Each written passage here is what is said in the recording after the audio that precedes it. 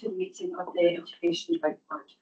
Today's meeting is a hybrid meeting, and we have some people in the Health Village and others participating. The meeting is being recorded and published online. Should all attendees leave their camera on, switch off their microphone, not speaking, switch on both camera and microphone when you are invited to speak, so that this will pick it up on your recording. If you wish to speak, please use the raise your hand function or indicate in the meeting chat, and I will allow you to share. In the event of a fire, you should follow the fire exit sign behind me and continue to stairwell 1, downstairs to fire exit A on the ground floor.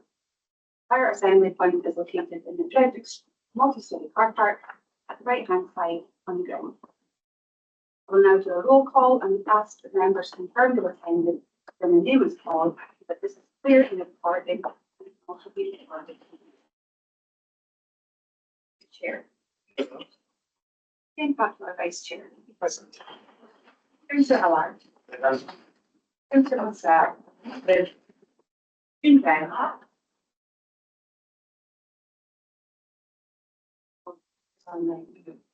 June Brown.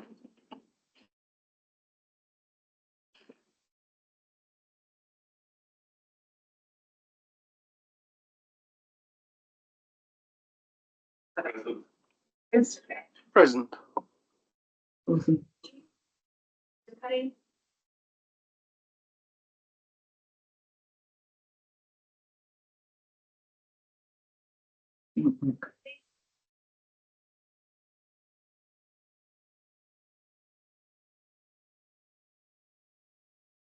Again.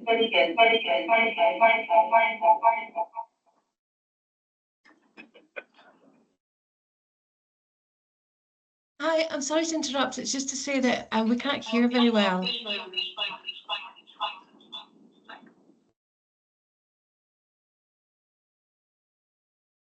Thank you.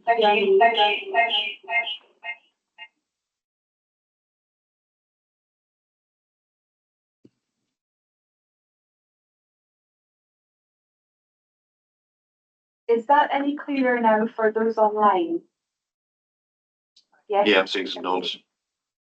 Thank you. Right. I'll go back to June Brown. I can't get in.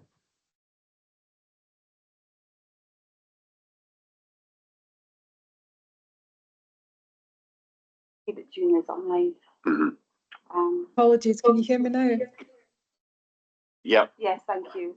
Sorry, I'm having real IT problems this morning. My iPad, my laptop's not working. I've just come in on my phone. I will try and fix it. So I did hear you earlier. I just couldn't get to respond. So my apologies. Thank you. Christine Hemming. Yes, I'm here. Thank you. Thank you. Maggie Hepburn. Present. Caroline Howard. Here, thank you. Thank you. Shona McFarlane.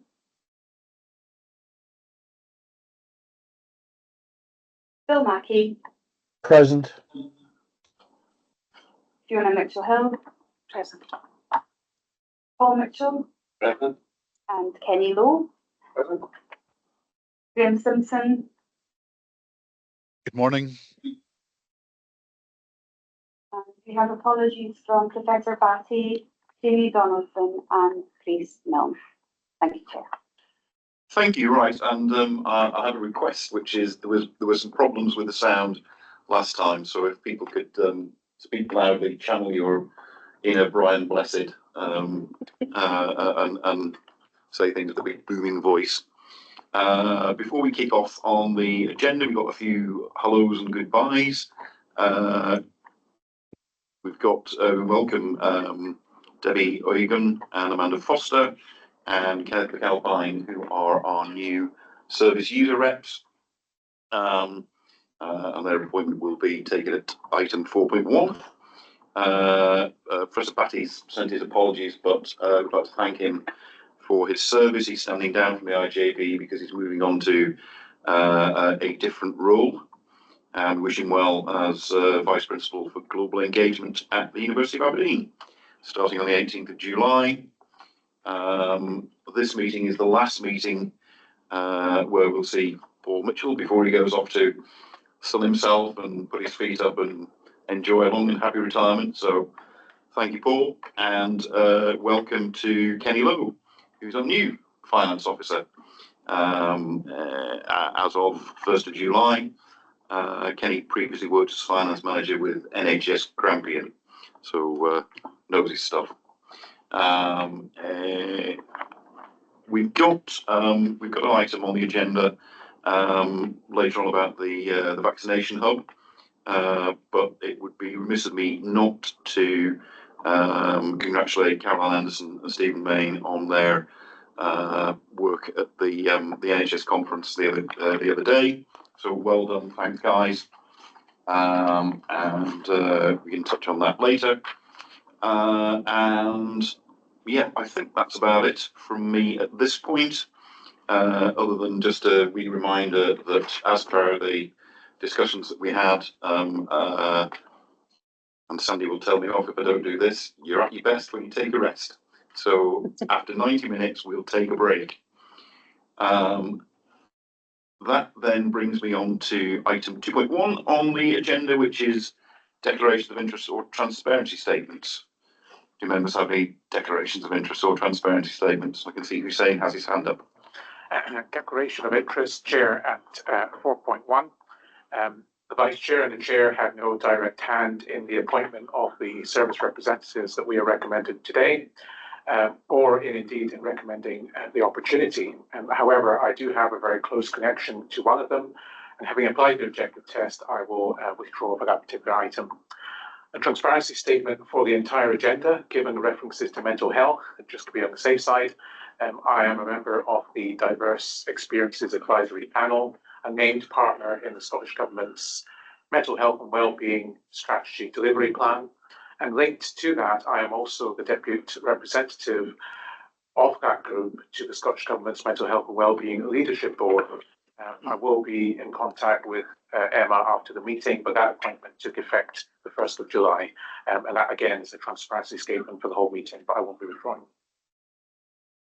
Thank you, Hussein. Do we have any more declarations of interest or transparency statements? Not seeing any hands, in which case that moves us on to item 3.1, determination of exempt business. There is an exempt appendix on the Vaccination Centre and Wellbeing Hub, so can we agree to take that in private? Agreed.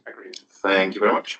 And that brings us to 4.1, which is the new service user representatives. Yeah. So, Hussein, leave the room.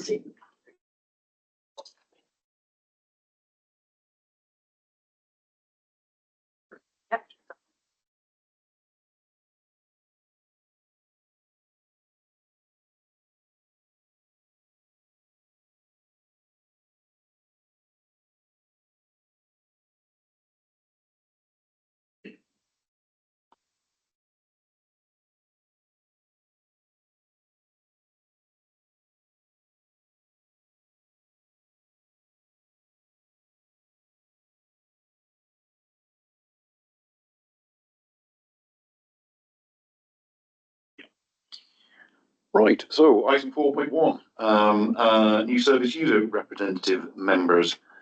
Alison, do you want to say a word? Yep. So the IGB will recall that Alan Chalmers, our previous service user representative, resigned from his role earlier in the year due to work commitments. And following a recruitment process, we have identified 3 new service user representatives to sit on the IGB. And this report asks that you approve their appointments for 3 years. We're taking this report before the main business in order that they can participate officially in the meeting, although I'm not sure that actually any of them have managed to join you this morning. The 3 representatives are Amanda Foster and Kenneth McAlpine, who have both served on our strategic planning group, and Debbie Eugen, who have a public health background. The role of the IGB representative requires significant commitment from service users, hence the reason we're proposing to appoint 3. The integration scheme confirms that the IGB must appoint at least 1 service user back at 3.5 Drive, but it doesn't give an upper limit. So the reason we're looking to provide to give to a 0.3 service user representative is so that not only that we're demonstrating our commitment to hearing the voice of lived experience, but also so that the 3 representatives can share the workload, and hopefully it will mean that we have at least one of the representatives at each of those. Happy to take any questions. Do we have any questions for Alison? Nope, not seeing any hands. In which case, can we agree the recommendation, which is to appoint 3 new representatives and to thank Alan Chalmers for his service over the years. Okay, thank you very much. We can now get to Hussein back in. And we'll pause because we've got the video next and Ros is the person with her finger on the video button.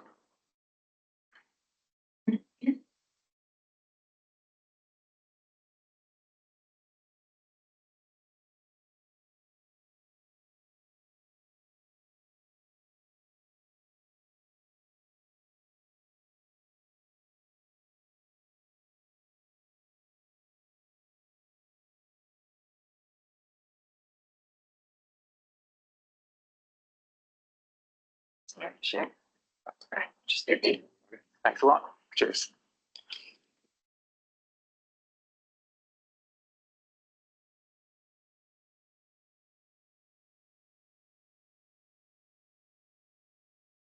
So Ros, it'll be over to you for the video. This one's called Bruce's Story. The Wellbeing team's been working with RGU's sport and exercise science degree since 2013. They've hosted student placements, well, I'll let the video speak for itself. So if Ros is ready.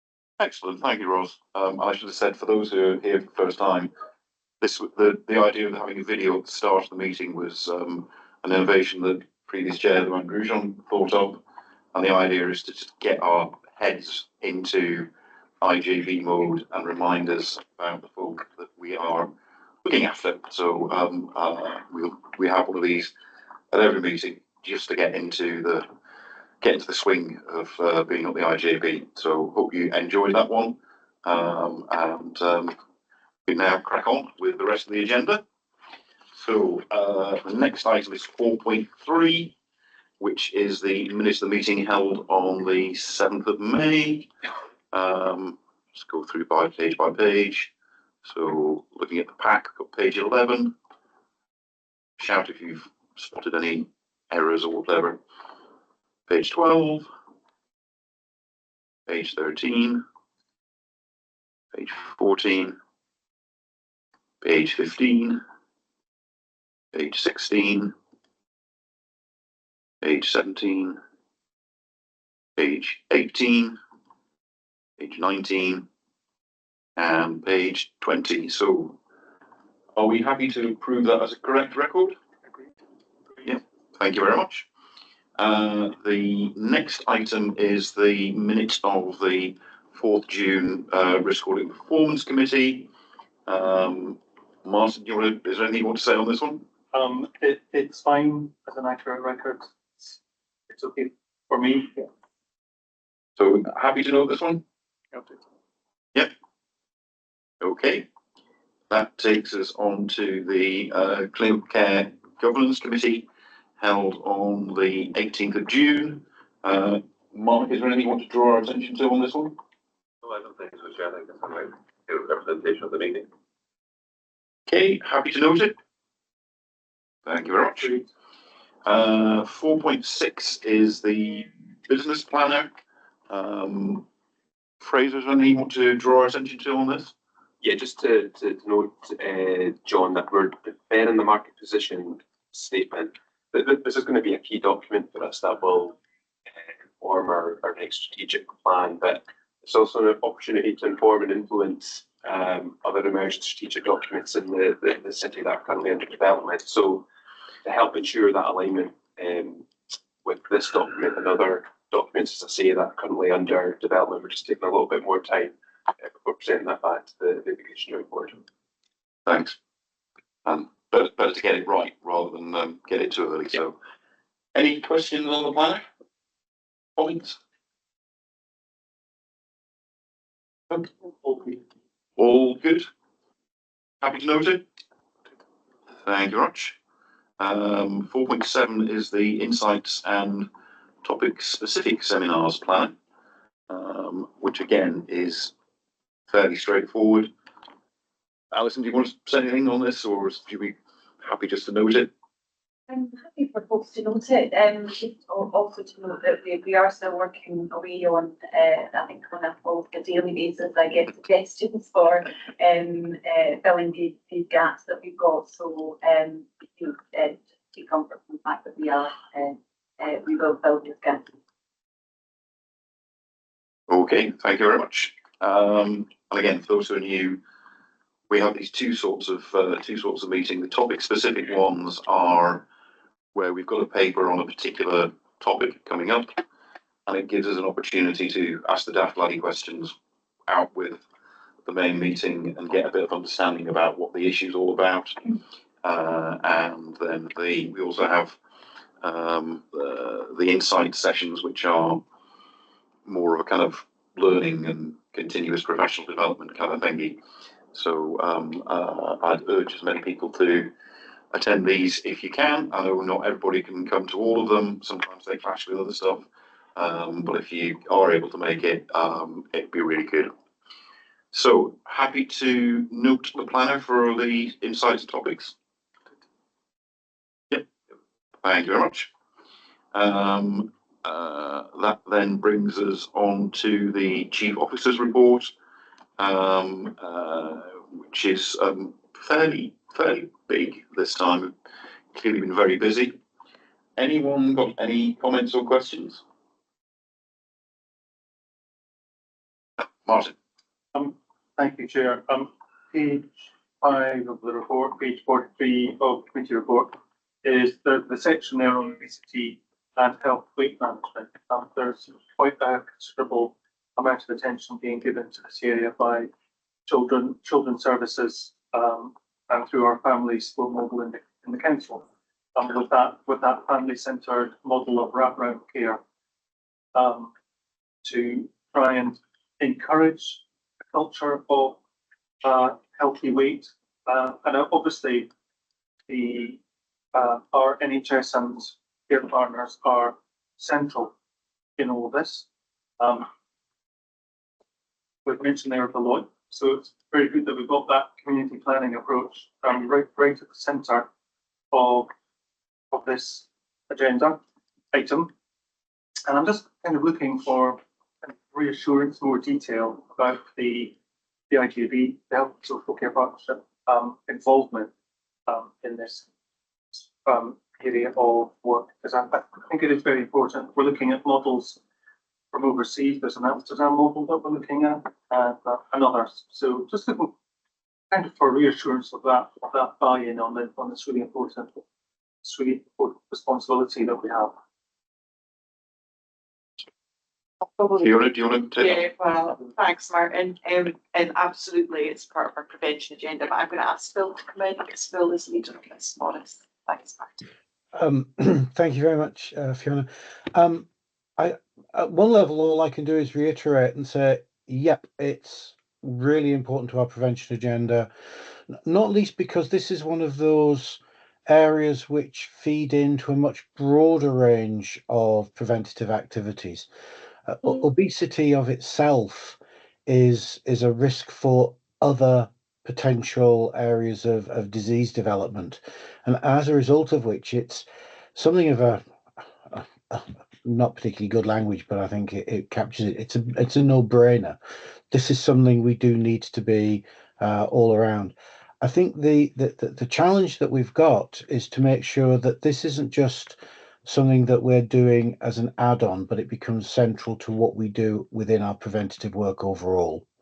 And I think that's something that certainly has been at the heart of what I've been trying to do as the preventative lead for the Health and Social Care Partnership. The thing that I suppose would also be worthwhile just mentioning is that whilst we're looking at children's healthy weight within the context of the council, we also do need to think very much around adult healthy weight, because it is a whole system, and whole systems don't just exist for children, they exist for the population as a whole. And I think certainly the Health and Social Care Partnership, and through them to the IJB, that adult weight management is an area where we have quite considerable opportunity to offer that everyday response. So reassurance very clearly. If anyone does want further conversation around this, happy to do that offline. Thank you very much, Phil. It's very good to see you again. Thank you for the input at the Education Committee last week on this subject. There's mention in the report of the Short Life Working Group, and there's going to be a longer term strategy around this theme. So I'm just kind of wondering, will obesity and healthy weight management be reported back here? Just as I said, just to give that reassurance that there's involvement that's been fully engaged with. I mean, I don't doubt it, but I think it might be useful for this group to be involved as well.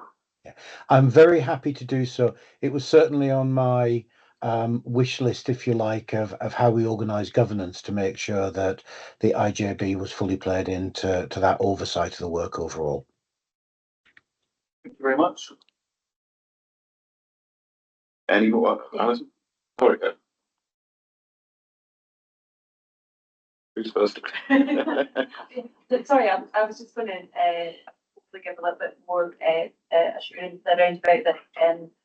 We have a public health team within the partnership, and we have one of our public health coordinator dedicated to healthy weight.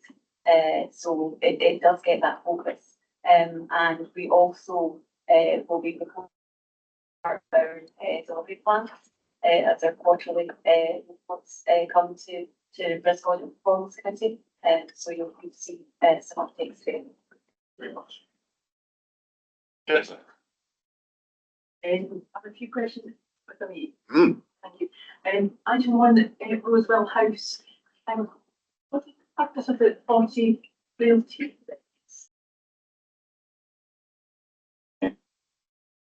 So thanks, Jennifer.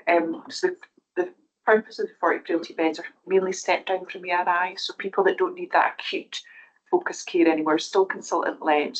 That beds are managed under consultant geriatricians, but they don't need that level of care, so we can step them down to Rosewell. So it was, we used to Schlebury Dent Hospital, we had wards there that weren't really the best accommodation. Rosewell gives us that much more homely environment, so we closed the wards at Dent and moved them to down to Rosewell, so it's mainly for step down. And could I ask also about item 2, Woodside Hazel? I was really wondering about the definition of the definition of an emergency discharge bed, interim bed and a respite bed, and is it what we're on to use demand for all those? Not here. Sure, are you able to come in? Yeah, Thanks, sure. absolutely. So we had interim beds across the city, and then when we introduced the 43 beds at Woodlands Care Home, we wanted to differentiate between the two sets of different beds. So that's why we called the emergency discharge beds that instead of interim beds. But essentially interim beds and emergency discharge beds are essentially the same. They provide a short-term provision of care until a permanent placement is available in a care home, very sheltered housing or a care package is stepped up in the community to enable the person to return to their own permanent home.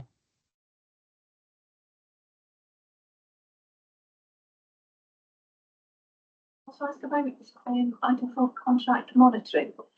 I was wondering how the 102 contracts for monitoring were selected from the 154 contracts currently in place. It's good to see that the contract compliance is rising year on year. But what are the non-compliance procedures that will be applied in cases, and what happens in the case of a provider that's really concerned? How the provider? So I'd ask Shona to come in again, Jennifer. Thank you. Sorry, Jennifer, I didn't actually hear you very clearly. Could you repeat the question, please? Yes, first bit was how are the 102 contracts for monitoring selected from the 154 contracts that are currently in place? Sorry, could you repeat again? The audio is not very good. I don't know if it's because you're so far away from the microphone. John, I could perhaps help. So some contracts are monitored every year and some are monitored every 2 years. And it depends on a risk assessment, taking into account the complexity of the contracts and the cost as well. So that explains why it's 102 out of 154. So those that weren't monitored this year will be monitored next year. In the case of non-compliance, set non-compliance procedures within apply, we would move the provider to non-compliance, and then we would eventually get around the table on a formal basis to understand how we've ended up a situation of non-compliance and start looking at the potential risks of addressing the non-compliance. We would expect to see some form of action plan as well that we would agree with the provider. Try not to be punitive in the first instance, try and work and get alongside the provider to try and address the situation as best we can, just to ensure that ultimately there an impact on the end user. But at the same time, trying to get the provider into compliance with the contract. Thank you. Yes. I have one last question. That's quite easy, like. Thank you. I'm just asking item 5, contract monitoring GP practice visits. Again, in my rules of council, a few people have expressed concerns about the lack of consistency in the ways that patients can contact GP surgeries to access primary care. So different GP practices are operating different methods. And I wondered whether this is an aspect of GP practice contracts that's considered by the ACH SCP when drawing up the monitoring contracts. I don't think Emma's here, but I'd like to come in as well. But it's so that independent practices, we work with them, so we'll share good learning. So we'll tell them if we're seeing good practice elsewhere, we'll absolutely do that. We can't tell them what to do, but I think I'll come in more eloquently. No, I like what Fiona said. Yeah, so they're independent contractors. So they have a very broad contract to fulfill, and they shouldn't prevent a patient contacting the practice in a way that suits them. as long as the patient understands that there may be quicker ways or more efficient ways that the vets feel that the patient could contact. But if, for example, I often hear people talking about they're forced to phone, or they're forced to use an electronic consultation. So the practice might feel that the electronic consultation is a quicker, more efficient way of accessing them. But if the patient understands that by phoning it's a longer wait, then it's absolutely up to the patient. So as Fiona said, we'll share good practice. Practices will probably have tried about 20, 30 different ways of working down their access. They'll have probably worked out themselves what works best for the majority of their patients. Fortunately, it's not always going to fit with what everybody wants, but they will try their best. We'll be very open to feedback if you've got some specific examples happen to like we see about that. Thank you. Okay. I think we've got June Brown online, and I'll bring in Martin. June? Thank you, Chair, and apologies, my camera's off. My system is very unstable this morning. Can I ask round about the Forensic Mental Health Services, please? Thank you for the update in relation to the 19 recommendations from the Barn report. The paper gives us a bit of an update on the physical environment element of that, and I'm just wondering round about the other recommendations, are these been managing to be progressed? Thank you. Judith. Got Judith McClellan online to answer that one? Yes, I am. Good morning. Yes, thank you, June. We had our first meeting probably just about 10 days ago of a new board that's convening to have a look at the wider recommendations from Dr. Daniel Bennett and the team within Forensic Mental Health Services. The physical infrastructure certainly forms a large part of the recommendations, but as you say, it's not the only recommendations, and there's certainly a number of recommendations relating to workforce and the structure of the team, the governance of the team, the involvements of carers and patients, etc. So these other recommendations will pull these all together and be able to report from there.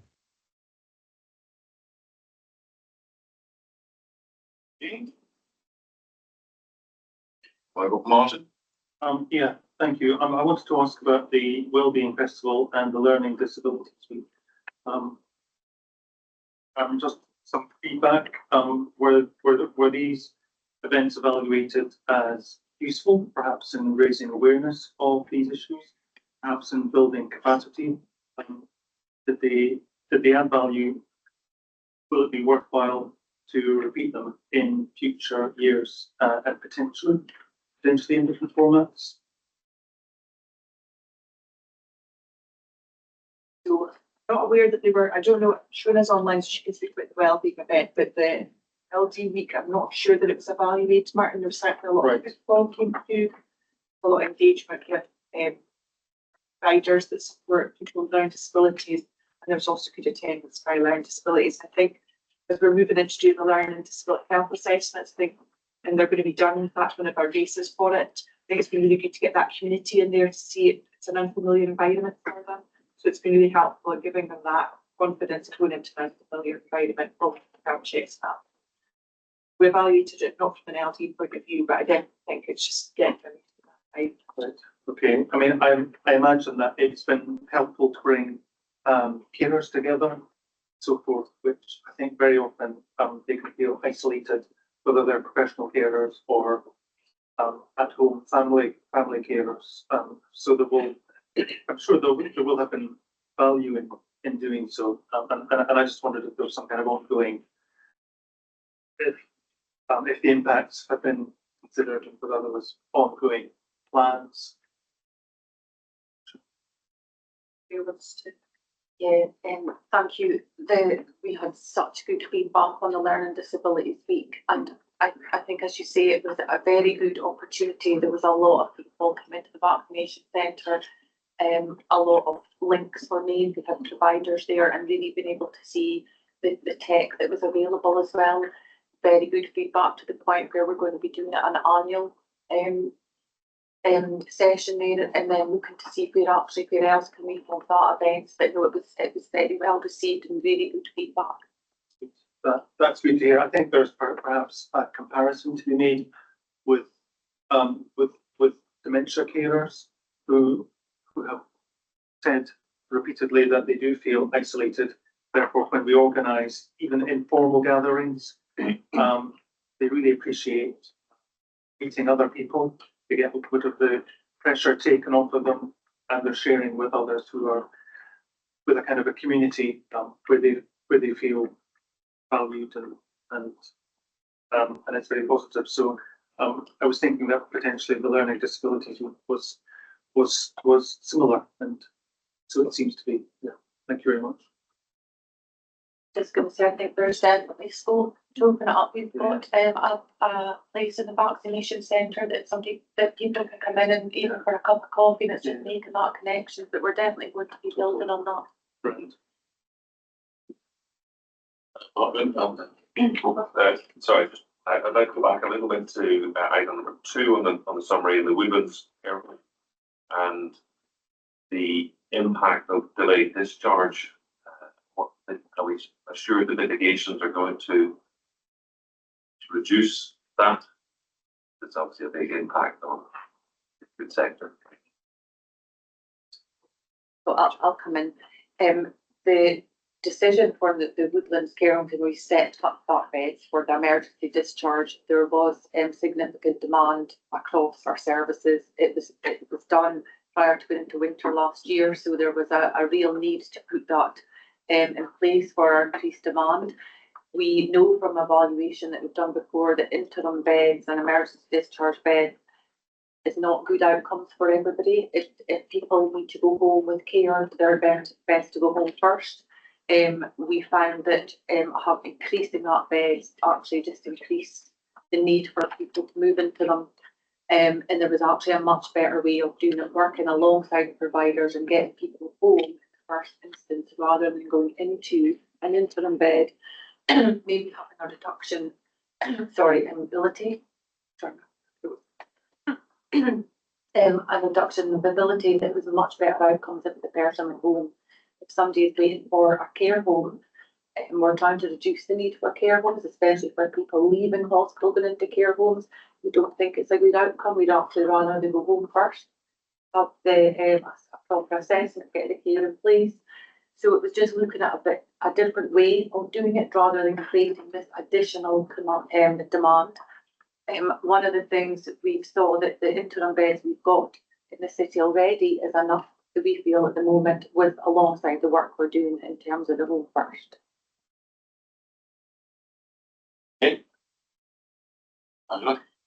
Councillor Cook, you and I received a visit that Judith hosted to the Blair unit, which was incredibly helpful. To know that Judith and her colleagues have provided a lot of input into the ITB housing position statement.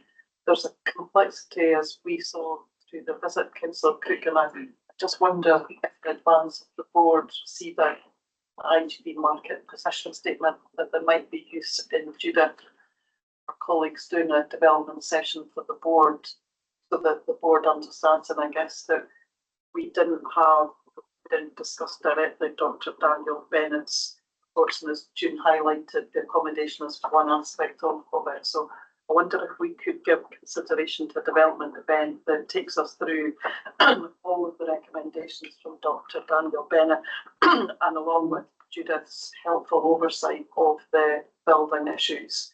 There is quite a significant ask, and as that market position statement comes forward, ACC and NHS Grampian are going to have to consider the funding implications of that, so we will need colleagues to start to work up what that's going to look like. It's going to need a long-term plan, not a short-term plan, but I just think Councillor Cook, there was a level of complexity that we got a benefit of, and it's like maybe it's worth considering a development event in a market position statement.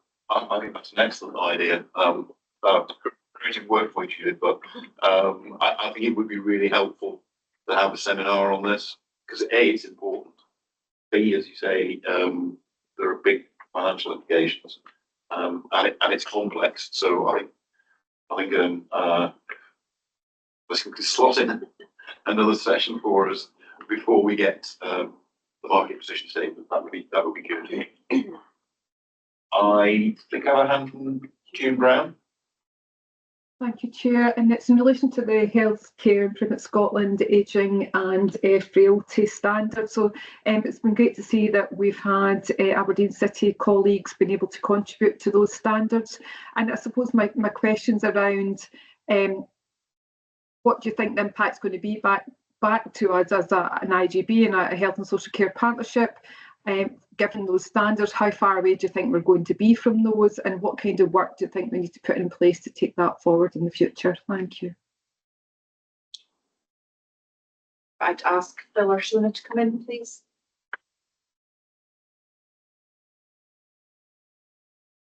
Do you want me to start and then bring Shona in? Firstly, thank you for the question. I think these standards are probably one of the most important standards that have been released by Healthcare Improvement Scotland for a wee while. I should declare an interest that I, along with Shona, was on one of the development groups in relation to the standards. And I think certainly from my perspective, as prevention lead, the fact that this recognises the importance of preventative action, particularly during the period that you might describe as pre-frailty, to try and minimise the rapid progression into frailty for some individuals, is an extremely important part of the overall standards. I think in relation to where we are likely to be, I think it will be something of a mixed event, if you like. I think there'll be areas that are well represented in terms of work we're already achieving, not least because of the work that's been going on as a pathfinder, for example, in relation to GERFI implementation, and the preparation work that's been going on in thinking through what a national care service would actually look like in relation to Aberdeen City. But there will be areas that we need to think about more carefully, where the standards are showing opportunities for improvement. And I'm particularly thinking here, given the fact that the standards cover a much broader range of settings than its predecessor standard, which focused simply on hospital inpatient facilities rather than not. I think, though, in many regards, the standards are really important in that it's not just saying you need to look at this, it's giving a lot more opportunity for shaping what that looking at means. So I think we're being given a much broader range of tools to help and think through the necessary action in making up opportunities to not just reach the standard, but to exceed them. And I'll stop there and let Shona pick up on anything else I haven't touched on. Thanks, Phil. Yeah, just to add, I felt that my role within the board, looking at the papers, was really to make sure that the social care aspects were covered off, which I think in its predecessors wasn't as well covered as it is currently, which is definitely a step change, which is good to see. And also, I think in Aberdeen City, we're already maybe ahead of some other areas in regard to how we're supporting prevention and early intervention with regard to the Wellbeing Festival and the gathering, which we're going to be holding again in September, which is really a focus on trying to ensure that people living in the community are connected into community groups and community organisations, which will help them to stay well, stay connected into their frailty years as they progress. Well, thank you both, and it's excellent to hear that range, the diversity of the standards, and not that focus just on inpatient care. That's great. Thank you both. Thank you. Any more? Thank you, Councillor Cook. Just to build on June, June was raising it in the context of National Care Service. So my understanding is that the health and social care standards are being reviewed and that there's a sense that the existing standards don't cover the full range of services which IGBs are responsible for. So we can anticipate, and there's a national programme that's set up now looking at the different standards, and that will include mental health, that will include addiction services as well. So there's going to be a whole framework now around standards for health and social care partnership. Clearly what we've got today is his version. I wonder if there's something, given that we have got a national care service board at a local level that is trying to ensure that we are ready for the approach of national care service, whether we need to be looking at how we join all of these standards up together at a local level, and maybe just a piece of work to take forward, do something through the local national care board, just so that we get a sense around where all of this is going to start to join up and how we'll manage our implementation of it all at local level. Just a suggestion. Brad, do you want to? Yeah, absolutely. We've actually started a bit of work just looking at what might framework need to look at the context of the NCS as it's currently proposed, so that A, we can prepare for the NCS coming into effect, but B, also be best placed to influence government as they start to put the detail in and around that. So absolutely, we'll take that forward, and when we come to next update, colleagues on the National Care Service can give updates specifically. Okay. Any more? Is it? Thank you very much. Relating to item 14 in the paper, can I firstly thank Shona for all the work she's done with regard to the commissioning academy. I think training is exceptionally important, particularly when we have a fast changing landscape as we do, with the pressure that's currently on the system and on staff. It's really good to see the model she set up is working so well.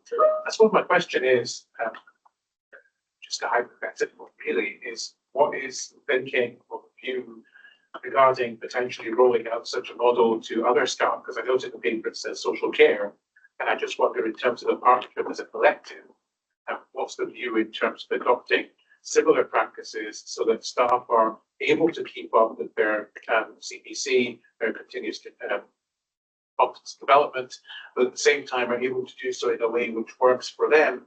And I really like the fact that it specifically says in the paper it's done in plain English. It's easy for everyone to understand. Do you want to pick that one up, Shona? Yeah, certainly. The Commissioning Academy does not discriminate against anybody. We welcome anybody to come along to the Academy.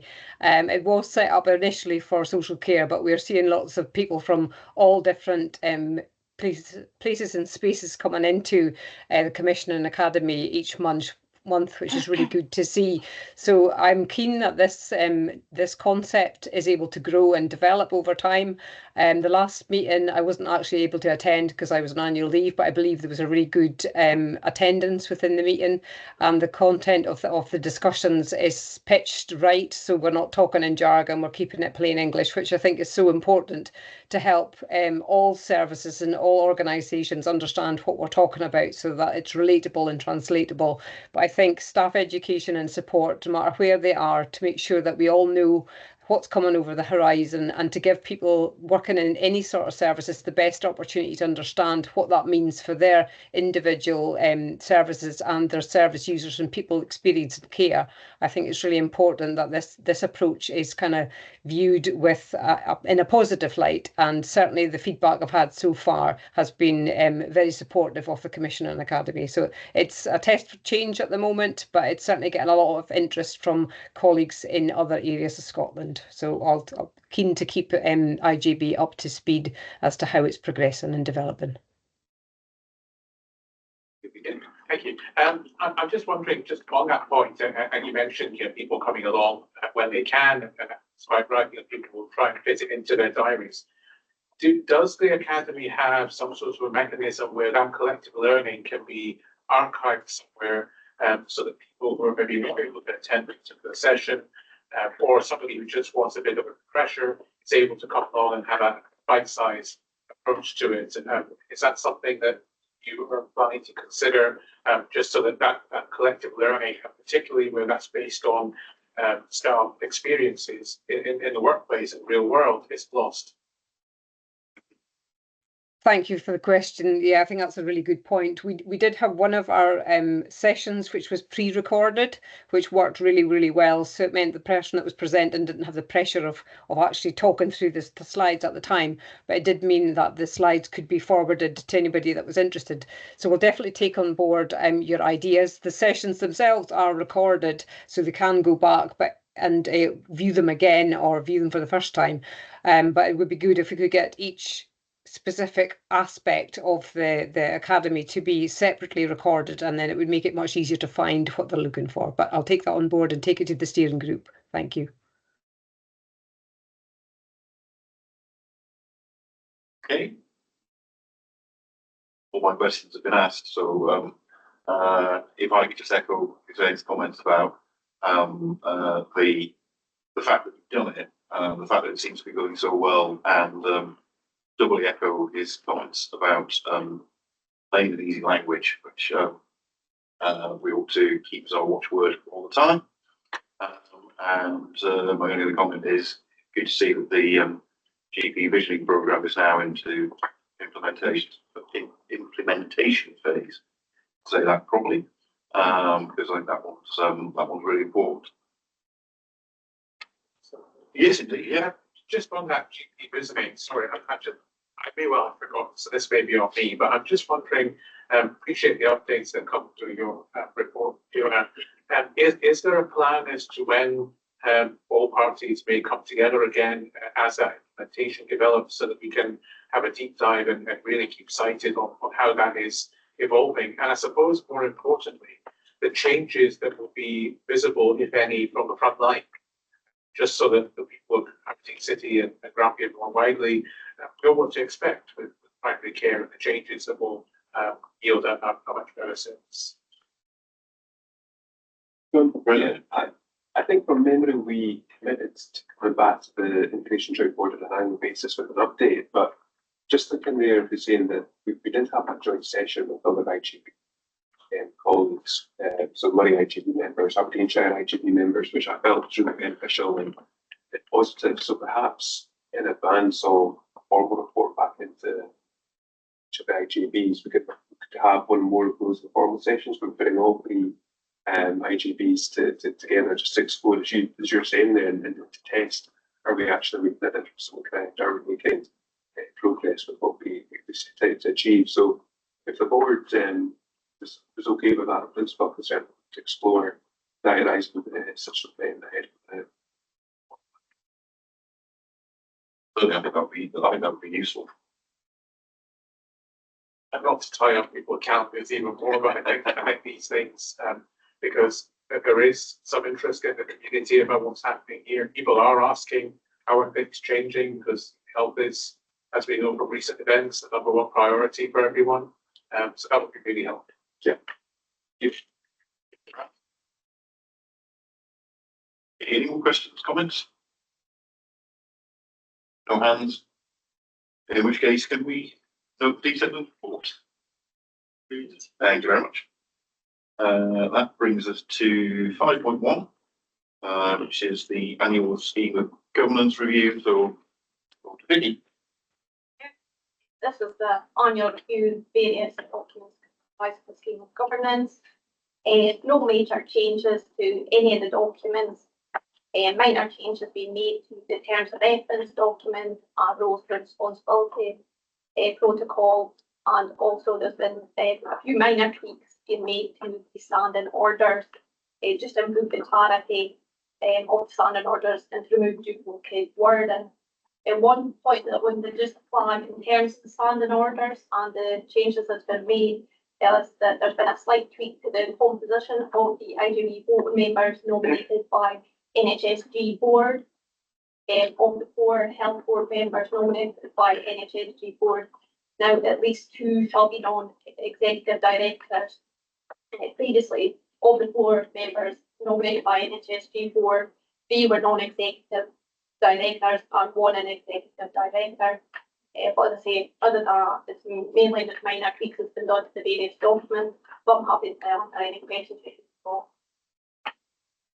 Any questions? Oh, is that? Not a question, but just a comment to say that I think these changes are very welcome. It also corrects a slight anomaly whereby we were an outlier in the way in which our board was composed relating to executive, non-executive, just directors. So I'm pleased that we have this list. Thanks for that. Any more?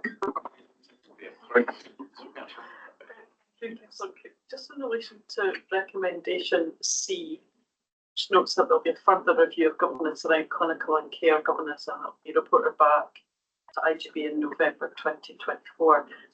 I'm aware that the Care Inspectorate have launched a review of social work governance, and that all systems are required to submit a return, and the expectation is that there'll be a national report. I suspect that's driven by a concern that there's not enough attention on oversight of social care and social work within partnerships as there is in the health services. So I just wonder in the timing, I'm not sure, again, I don't know if Graham's on the line, whether November 24 would be sufficient for capturing the report from the Care Inspector, or whether actually we would want to push that one out, but so Graham's just the timing for that one. Yeah. Graham, do you want to come in?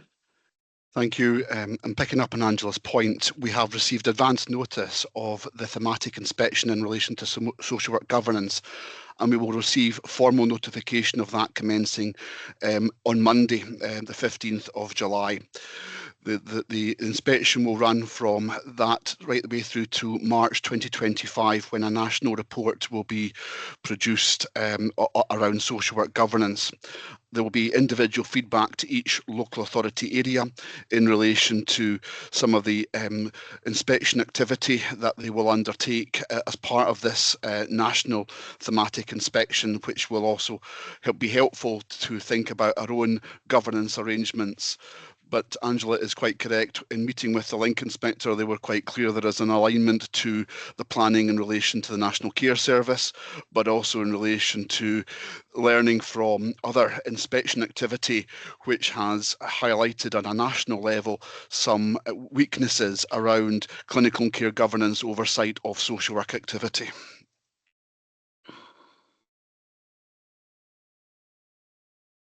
So just on the back of that, if that national report will come out in March of 25, we've got proposed revisions potentially to our clinical and care governance coming back to this board in November. That feels like premature then, whether we should be saying that should come back in March after we've had both the local feedback and the national report. I'm not saying to Dawn what's the significant work that's proposed to be taken forward as part of that clinical and care governance. So I can speak to that, Chair. Thank you. Yeah, I think this was brought up recently about where the governance we could be more in depth, look at our review of things, and become a bit more coming to the committee. So I think that was just around that. I think November's going to be tight on deadline. Better just push it a little bit. We haven't really begun those conversations yet. So I'm mostly we moved that a little bit. We had that discussion just around the meeting just a couple of weeks ago. Seems logical. Yeah. Could we move it to March then, and that way you can consider the implications of the oversight of social care? All the time. Yeah. Okay. Any more? Hands. In which case, can we approve the recommendations on page 50? Agreed. Subject to timing. Thank you very much. That brings us on to 6.1, which is the refreshed Lloyd and locality plans. So, Ian Robertson.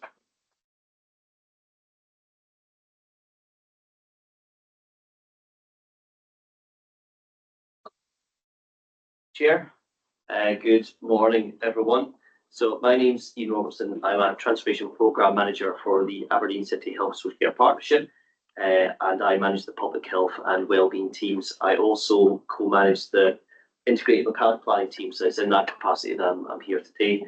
So today's report provides an overview of the refreshed Local Outcome Improvement Plan and locality plans, which were approved by the Community Planning Aberdeen Board on the 29th of April. This is the last refresh of the 10-year LOIP before a new LOIP is prepared in 2026. The IGB has a statutory duty to have locality planning arrangements in place under the Public Bodies Act, and a similar report went to full council of Aberdeen City Council on the 3rd of July to take account of their statutory duty under the Community Empowerment Act. The report sets out alignment of the LOIP and locality plans with the Health Social Care Partnership Strategic Plan, particularly on health and wellbeing prevention, addressing health inequalities, weight management, smoking and vaping of young people, and community empowerment. The report summarises consultation activity and outlines key changes to the refreshed LOIP. For instance, there's new stretch outcomes on community empowerment and the Homewards Aberdeen Coalition to Tackle Homelessness. The report also details the Health Social Care Partnership's contribution to the refreshed LOIP. Most notably, the Health and Social Care Partnership co-lead the locality planning team.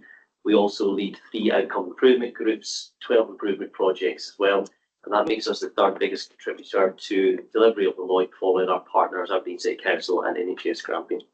Ultimately, the LOIP and locality plans enable all community planning partners to collaborate more, have shared approaches, involve our communities, and make better use of collective resource. The recommendations ask the IGB to endorse the LOIP and locality plans and request an annual performance report next year on the delivery of the 3 locality plans. Happy to answer any questions. Any questions, comments? Seeing any hands? In which case, can we agree the recommendations? Agreed. Thank you very much. Thank you. Thank you. Short and sweet. That brings us to 6.2, creating Hope Together, Scotland's suicide prevention strategy and action plan.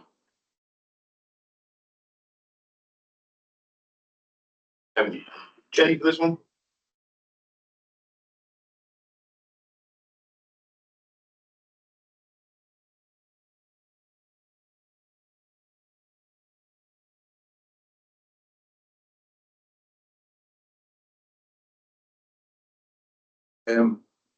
The report is a progress and update report it's from us every year on the national strategy for preventing suicide prevention, creating Hope Together. I am the lead for mental health, community mental health services, and one of the roles there is to have a lead for community prevention. But my team, Jenny and Stephen Stark, who the bulk of the work for the big list, so I just want to give them a mention there. So basically, we've got a partnership approach, a North East of Scotland partnership approach.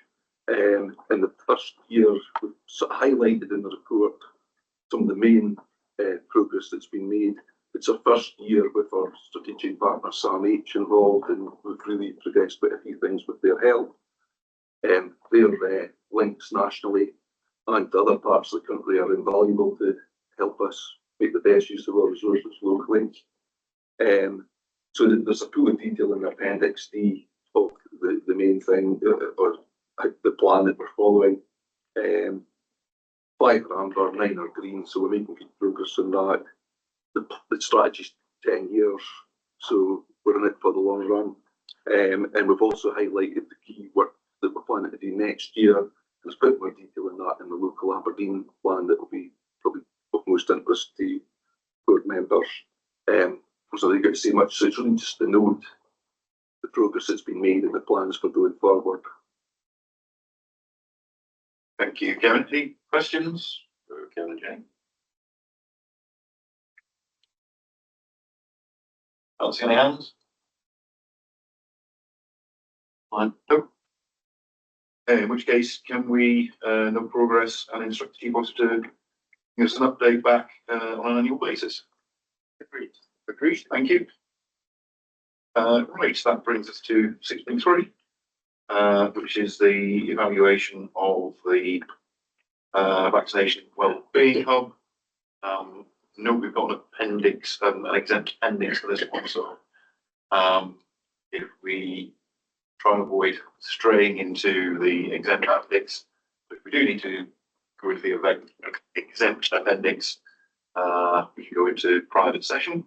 And again, thanks to Caroline and Stephen for their presentation at the NHS Scotland event in Glasgow, where I gather you got lots and lots of interest from other boards. I think it was 13. So well done for that. Sounds like it was a bit of a hit. So over to you guys. Are you happy for us just to stay here? Yeah, whichever's easiest for you.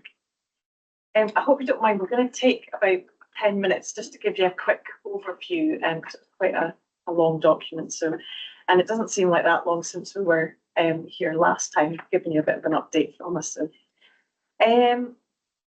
this time we've looked at producing the evaluation. We've identified aims under prevention and early intervention, around making every opportunity count and focusing on well-being and tackling social isolation by creating a safe, accessible community space. Looking at creating a more effective integrated model with better access to health, social care, third sector and voluntary organisations all under one roof. Looking at developing an inclusive hub which creates safe spaces accessible by everyone and free at the point of access, and addressing need, looking at continuous feedback to ensure that we're listening and responding to local need. So the key points from the evaluation are around us being an anchor organisation and our services being rooted within our communities and using buildings and spaces to support communities. Our footfall has been approximately around 6,000 people a month. So over the last year, we've had 72,000 people come through the doors. And that is, we're looking to project that to increase up to about 95,000 over the next year due to the increasing different services that are now coming in. We're open 6 days a week, so it allows people that are working or have children to come in at the weekends. And we're providing a one-stop shop. So we provide clinical and non-clinical services.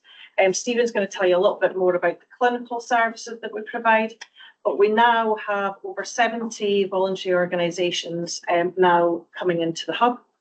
They provide support around mental health and wellbeing, so we have Penumbra in every Friday. Digital inclusion. We've got cost of living support around benefits and home energy costs. Oral health. We have recovery peer support for drugs and alcohol come in every Wednesday, and they also provide peer naloxone training. We've got condition-specific support, so people such as Parkinson's, UK, epilepsy, asthma and allergy, stroke, long COVID, and Alzheimer and brain health services will come in. We've got employability support with Pathways every Thursday. We've got home safety with the Scottish Fire Service coming in. And also every Friday we have a carers conversation cafe, and that is with Warriors and Aberdeen City Council supporting carers. Also to highlight that we're connecting people, so we're providing a warm space and a social space for people in groups. We also have people that now, knowing it as a warm space, come in every day, for a cuppa and a chat with staff.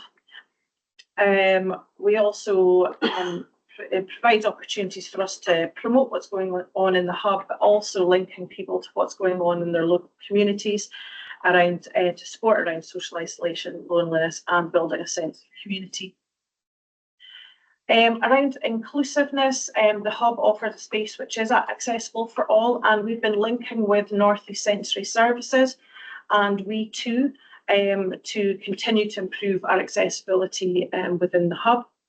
And also mentioned earlier on about our Learning Disabilities Week. Some of the feedback that we got around that was that service users and the carers felt that the space was comfortable, they felt welcomed by staff, and if they were ever in town and anxious or felt unsafe, that they would know that that was a place they could come to. We used the venue to promote health promotion campaigns, and some of the feedback that we received, we had 98% of people reported that they were satisfied with service. 98% of people stated that the venue location was accessible.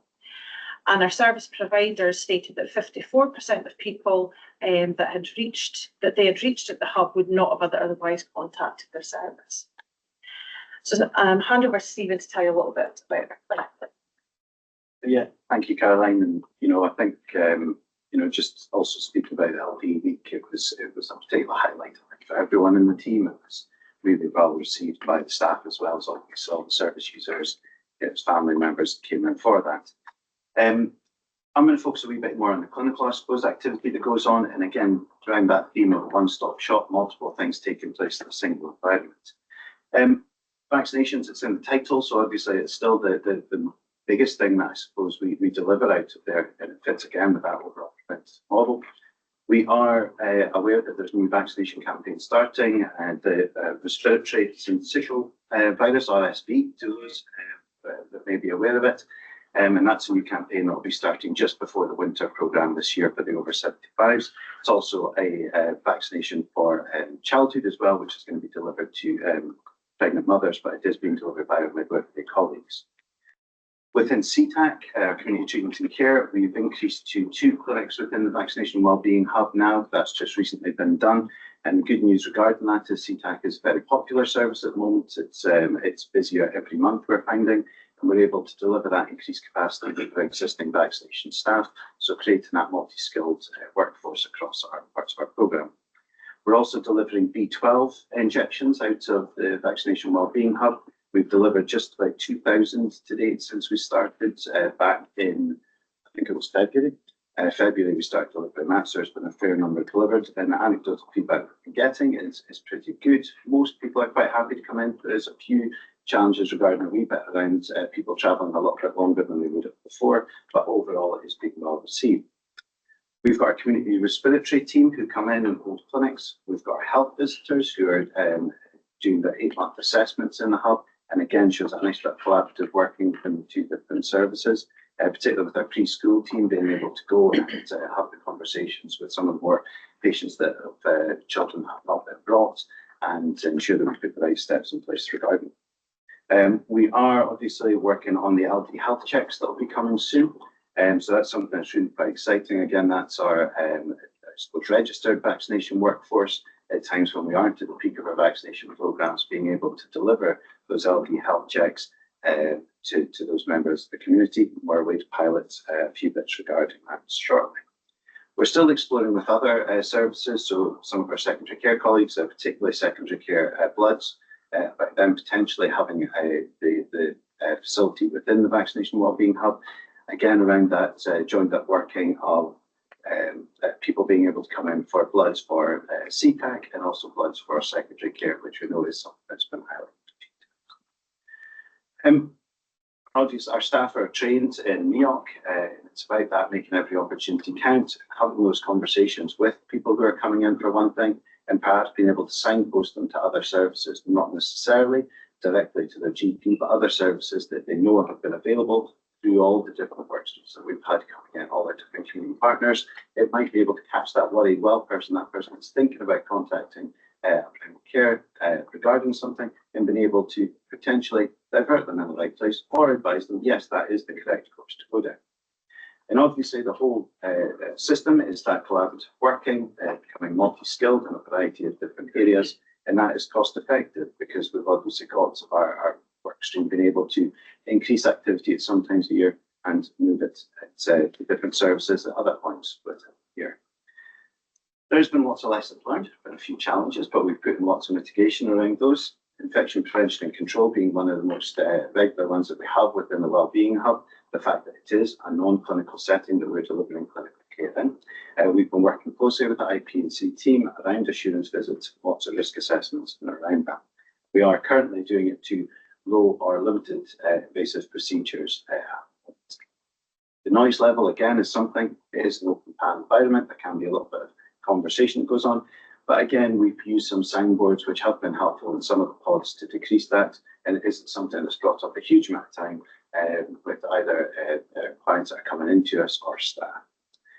Wee bit of resistance to change. It's always a case we are still working at sometimes that pandemic pace of let's do this, let's do that. However, then it's that importance of taking our team with us, having those regular conversations, keeping them updated on what's going on.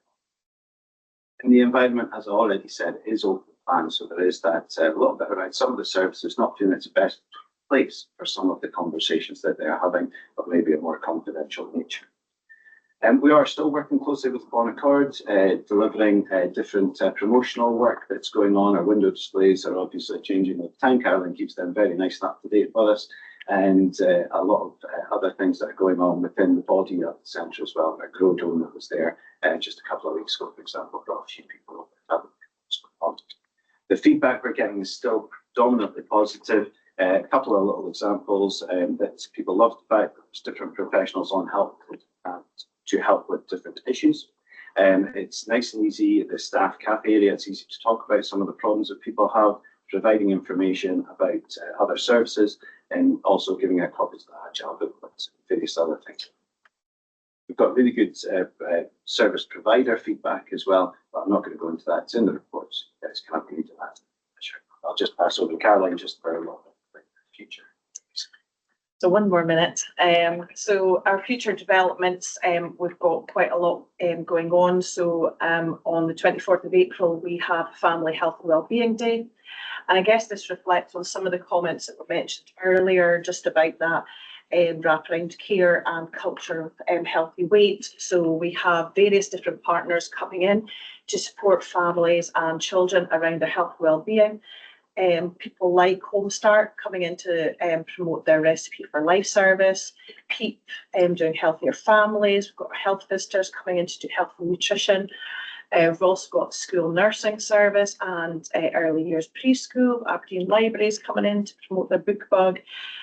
Sports Aberdeen and Aberdeen Sports Village coming in, and we've got Aberdeen Football Community Trust and Love Rara coming in to do lots of activities for children just to support families and children. During that day, we'll also be promoting children's vaccinations, and we'll be inviting some children in that are outstanding for their vaccinations. We're also doing some development around the community appointment days, and we've also got Chest Heart Stroke Scotland. So they're a health defence team that's set up in Tayside and Glasgow.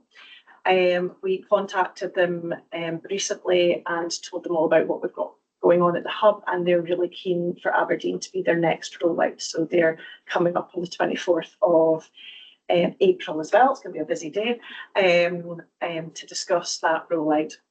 And I guess just back to that NHS Scotland event. So yes, we had 13 organisations reached out to us to get more information on the model. We've got Ayrshire and Arran coming up for a visit. And on Saturday, we had somebody from NHS Cornwall and the Isles of Scilly happened to be up for their child's graduation and came in past, and are now looking for more information because they're looking to set up something similar. So we'd like to note for you to note our evaluation, and happy to take any questions. Thank you. Thank you for that. Sorry. A few questions, if I may, but firstly, begin by offering a sincere thanks to yourselves and to everyone at the partnership, NHS Grampian and partners that would help to make this such a success. I think the evaluation speaks for itself. On Appendix 4 of the evaluation, just in terms of the influence of space, obviously I have some interest in this, which as well, but I'm very curious as to what your feedback has been, and particularly from those who may need support. So you mentioned in the paper, obviously, what PSL and they've done things that will greatly benefit those with autism around the noise reduction. I'm curious in terms of members of the community with, say, a severe visual impairment or learning disabilities, maybe attending the premises.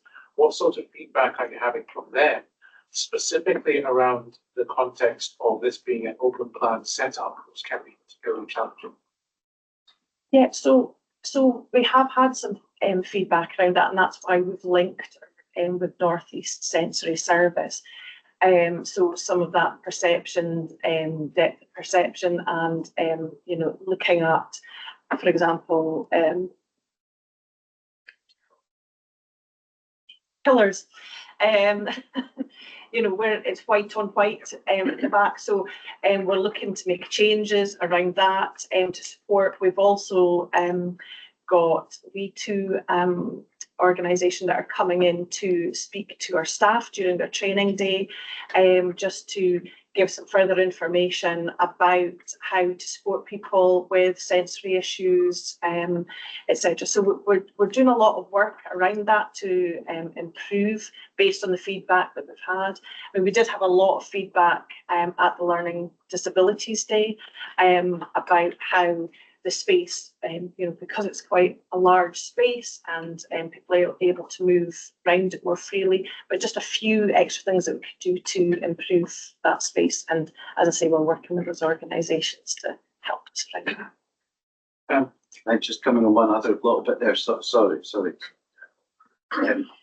It is it's something we're aware of as well, particularly with our LD health checks as well. It's something that we're also going to look at offering those in an alternative location, so perhaps with some members of the public that might find it a more challenging environment due to a variety of different issues, sensory issues and other things that will be offered at Len Ironside Centre as well as the other site that we're going the LD health checks. We'll be working in collaboration with them. So if there is someone that does find the environment not fitting, then we can obviously move it in that application that's a wee bit better suited. Thanks very much. Apologies for seeing across you there.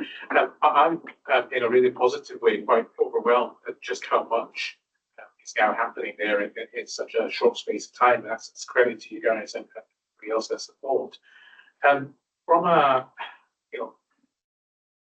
to the converted in this regard, but certainly from a disability perspective, a lot of people will plan their day if they're planning to go somewhere in terms of having that almost like a pre-experience before they have the experience, what's available, being able to put that all down in their head before they go there so they know exactly what's on offer, because that can often be the most challenging part of going somewhere where you do have a lot of services being run out of the same place. So I'm just wondering, does the, I apologize, does the Hub have a website, and are you adequately resourced in order to be able to keep that up to date, especially because there has been such a growth of services? Obviously, you're talking about potential future events coming up as well. So what we have at the moment is we have a monthly newsletter. So that newsletter explains all the clinical services that are within the Hub, and then it also gives us a daily account of all the different organisations that are coming in. We have been looking into having a page on the partnership website. So that is something that we would like to develop further to be able to promote everything that's going on. And yes, we do need to look at ensuring that information is kept up to date. There is a lot of time and effort that goes into the newsletter, and I think it would be good to have that on a website to make it a little bit a lot easier. Could I possibly just put in a plug for that as well, because I can see there being great benefit in something like that, potentially even having, how do you plan your visit? If somebody is going to, for example, support in moving around the place, is that something that's just turn up for, but where's the point of contact with someone who might be a bit unsure who's coming in and maybe needs a hand to get around? I think, there's a lot of people, particularly in their, say, that pre-planning stage, would find something like that particularly helpful, and also potentially a place you could archive those case evidence, save all the time. It's very interesting to see where that happens. Just lastly on that, it mentions the paper you talk about opportunistic footfall. Which I think is a great thing. Maybe it doesn't sound that great in that turn of phrase, but people who are maybe passing through the Wellington Centre and visit the Hub, and perhaps vice versa as well. And I think everyone would agree that the more people that come into the centre of that routine, the better. I'm just curious, anecdotally, are you finding people are coming in from out of the city just to visit the Hub, or you're getting inflow traffic from people who are coming in from outside the routine, maybe for other purposes, or also visiting the Hub? I'm just curious as to where visitors are coming from. So one of the things that we did was we had a questionnaire that we asked at the end of people's visit if they were in the cafe area, and it was about 10% of people that were visited the Hub were from out with Aberdeen City. And that was just people that completed the questionnaire, so not everybody would complete the questionnaire. So I think that was out of about 800. We did it over sort of 60. McLaren. From about 800 responses, it was about 10% were out with Aberdeen City. You'll have people that will work in Aberdeen City that will choose to make their appointments, although they might live in Aberdeenshire. So, or people maybe just coming in at the weekends, shopping, maybe pop in. So, yeah. Congratulations, everyone. Thank you. And I just want to go back on one thing that you mentioned about that directional information. So we had a video made by Shmoo for LD Awareness Week, which kind of showed that coming in, how to come in. But we've been discussing with V2 because they felt that we could probably do a lot more around that directional and the support that they can ask for. So we're going to be doing further work with them to have a visual aid. Yeah. I don't know, I appreciate you said that you're working with multi-sensory services, but again, from an accessibility perspective, if you find it helpful to have a chat, particularly around some of the audio description that might go into videos, or what kind of information would be useful for someone to learn, I'm very happy to have that conversation. Okay, thank you. Excellent. Christian, did you have a question? Yes, thank you very much. Thank you very much for the presentation. The visitor, the hub of vaccination where many of us have. I think it's a great impressive. I'm just looking because the options in front of us. I'm just looking at the outcomes and particularly child immunization. The chief officer's report is said as a model is based on the pilot cavity method site, and I've looked at it. I looked at the link. It looks to be high numbers of uptake, and maybe not as much as European pushing targets set by the World Health Organization. I say 95% uptake. We're not there yet. I was struggling to see on the paper on the outcome on how much have we increased the uptake, and it's not similar to Mesosite. It's a different way. So I just wanted to know how we can have an evaluation of how well we do compared to 95% uptake. How well are we doing it on the challenge immunization, and how well are we doing it compared to the Mesosite? Example. I'm not quite sure, but I've got in the report. So if you could give us more information to inform our decision, if you help. Okay. So I guess around our uptake, I mean, every year we come back to IGB with a vaccination report. So we haven't necessarily focused this report around our immunisation uptake, because we sort of do that each year and come back around that. I guess our uptake overall for different vaccinations is different.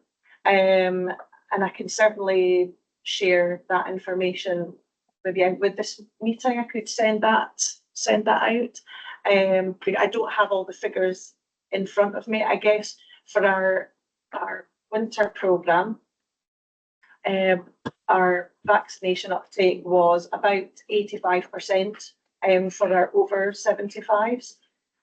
Obviously, as you come down the age groups and some of your weakened immune system, that percentage comes down probably to about 65%. And then when you come down to children, it is a lot lower. It's probably in the 50s. So, I do have a full report of our different vaccinations.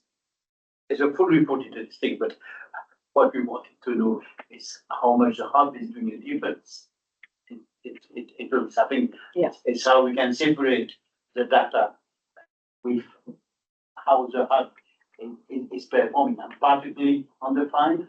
I think the Mesosite was very much in childhood immunization, so I would want to see. I didn't see any targets or anything for the hub itself.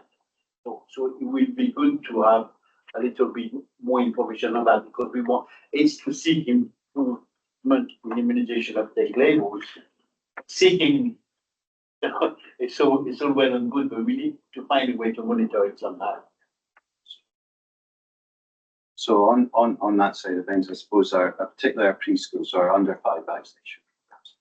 They're, for the majority, I would say, around the Scottish average. You know, across we know that globally, I suppose those figures are kind of continually reducing, which is unfortunate. You know, the rise, I suppose, measles, whooping cough, and other preventable diseases being back, I suppose, is some part of that. I think within the hub specifically, our preschool vaccination clinics actually take place in a variety of smaller locations across the city. But within the hub particularly, our open door side of things, so people can just walk in if they don't have an appointment. Perhaps those that are not registered with the GP don't know their vaccination schedule as such, and they can have a conversation with our team. They can check where they are with their schedule and offer that vaccination where possible to children who have unknown or incomplete vaccination history. And even that small number of people that we capture in that way is you know, it can make a huge difference, I suppose, to the targets within some areas. Because when we look at the deep dive data of kind of postcodes where those uptakes are the most struggle, we kind of can see it's maybe only 1 or 2 children within that area that is reducing that overall statistic. It's a very blunt way of looking at figures when you're looking at those small individual numbers. Even 1 or 2 can make a huge difference in percentages. So capturing any children, we have that option specifically within the hub, whereas all our other clinics are based more on an appointed model. So the hub being in that central location, anyone can attend at any point. And if we didn't have that, I suppose we would have to re-look at how we were able to offer that ability to go. Yeah, I don't want to say which option, because it's a recommended one, which is a hub. So it will be good if we take that option, but we've got a little bit of feedback of how we are moving on that, because you have to write to page 247 says that it's in line with the Scottish national average of tech. So, you know, I would love to see it making a difference of the and practically on children. Thank you. Just to build on a bit what Steve said, so we did in fact really small numbers to get us over that 98%. It's sometimes as small as 2 or 3 children. I guess something that maybe is worth considering is the event you're doing later this month. One of the targets of that is to see if we can increase those people that haven't been getting. So maybe keep an eye on that data from that day to understand that that help us, because it is in trying to get to that families that aren't engaging with us is absolutely vital. And as Stephen said, we can drill down to the data to understand, and we have done pop-up clinics and everything like that. They work really closely with health visitors for the under 5s, because that connection and that relationship should be there. So there, you know, we definitely do try that, but there maybe is something else we could just do to think about. Pop-up clinics, you know, at this time of year, children have maybe got a little bit, there's a bit more relaxed in the family home. So I think there's opportunities to think about things, but it'll definitely worth having a look at that date, the July date, to see how many more people do come in that would have engagements. And Phil Mack, did you want to come in on this? I wasn't sure whether I saw your hand. No, I'm very comfortable on this. I think the points being raised around uptake and understanding uptake is a complicated issue, especially at the level of an individual service, when in the main we tend to look at that on a much broader citywide level in comparison to national figures. I think actually Fiona has raised really quite an important point here. I think we probably do need to see what happens with that younger people's summer booster program, because in many respects our vaccination programs are increasingly figured towards booster and catch-up systems very often, rather than the universal offer that we've come to know and operate. And certainly if you look at, for example, COVID, flu, elements of MMRs we're doing over the summer, people are getting perhaps a little bit used to waiting until we do say, right, now's the time to come in for X. And that underlying universal preschool offer in particular, which then is captured appropriately on that larger basis, is something that perhaps we don't hear enough about. So that's my kind of one point. But the second point is, I wonder, given the interest that Councillor Allard has commented on, whether this is an area we might explore more fully in one of our IJB special focus meetings in one way, shape or form, to explore what we can understand and what work is already going on, how that fits into Scotland as a whole, and how that fits into the work of the immunisation coordination across Grampian as a whole. I'm sure my colleague Claire Walker would be more than happy to come and talk with the IJB around how that's working for Grampian and then how that translates into local delivery.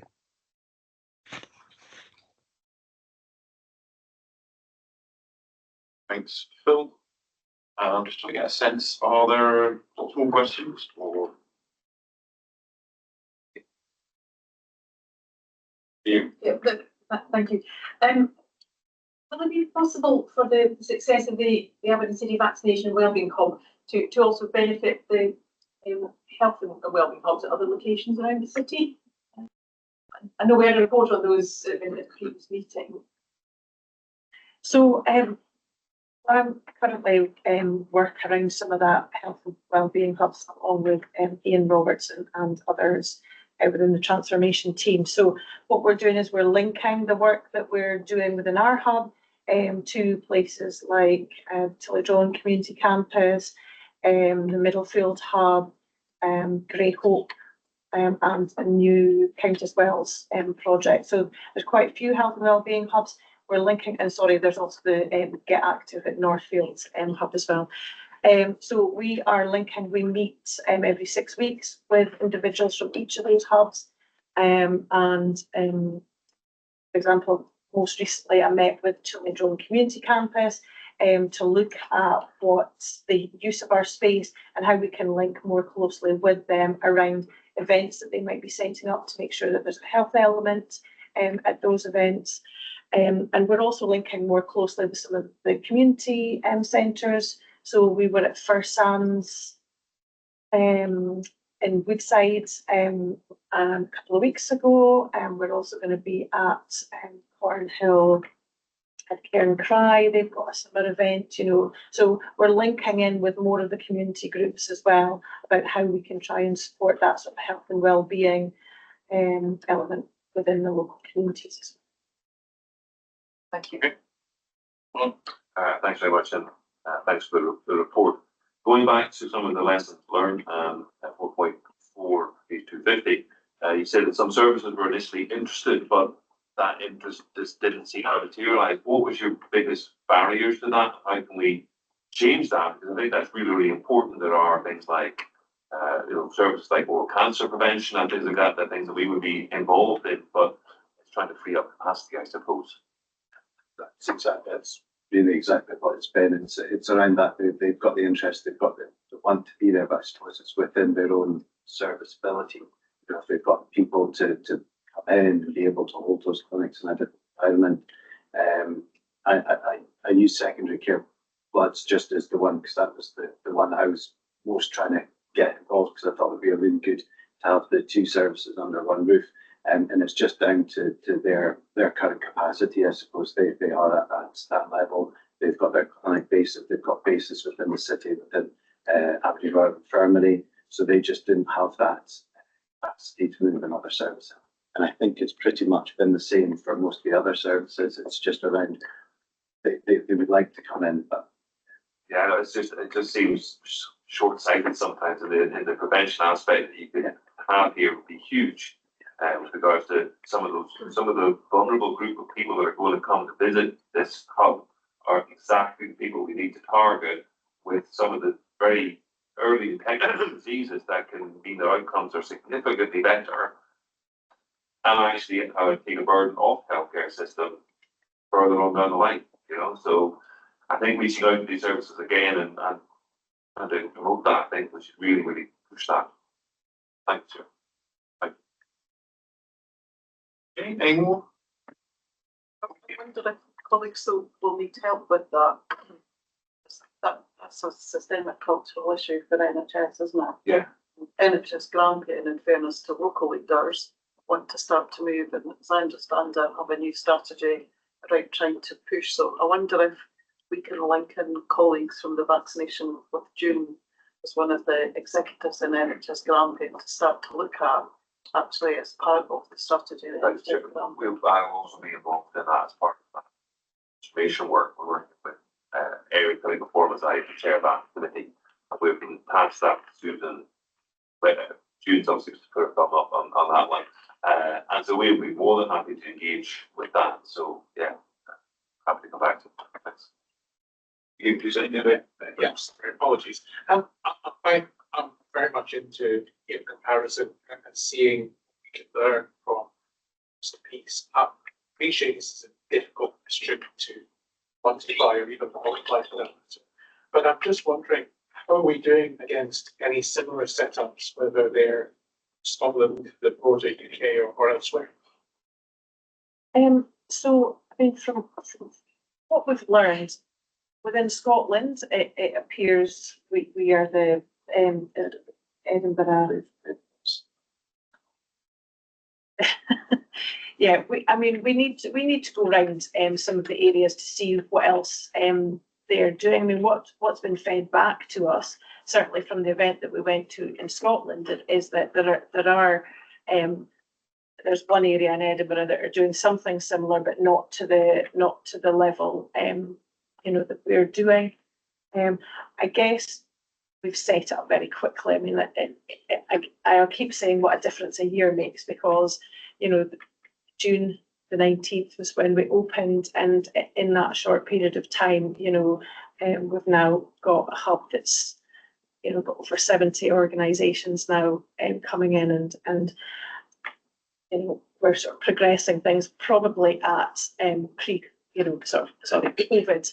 COVID speed, and keen to continue it at that. But I appreciate that there are policies and procedures and finances that need to be considered. So, but yes, I mean, we do need to probably go out there and look at what the alternatives are. When we were down in NHS Scotland, the other team that were delivering something similar, but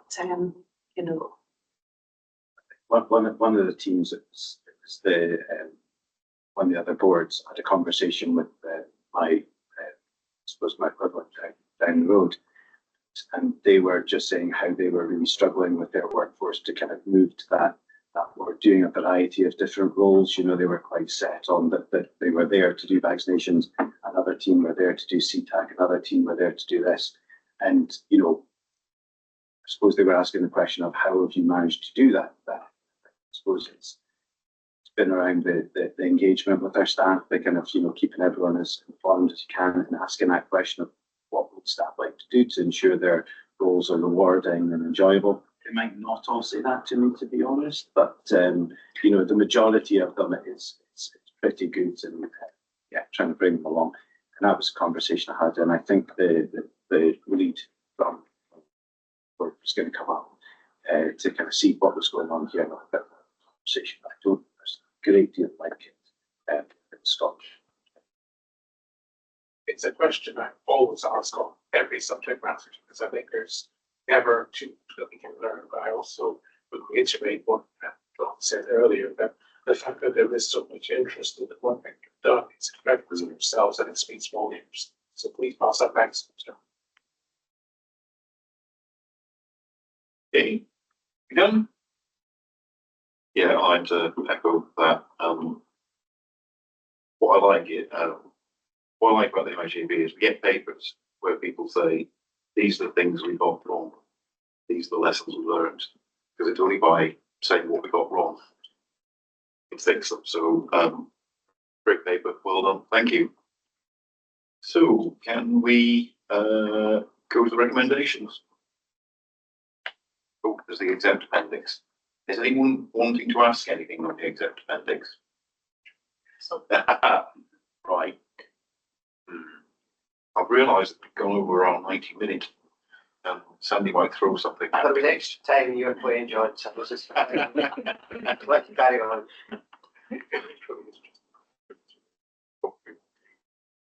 If we're happy with that, if we can go into private session so we can stop recording.